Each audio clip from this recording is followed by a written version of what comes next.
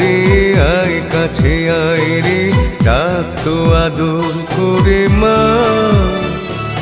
শুনি যেন আজও তার সুমধুর সেই স্বর, খোকা বলে ডাকছে আমার। আয় খোকা,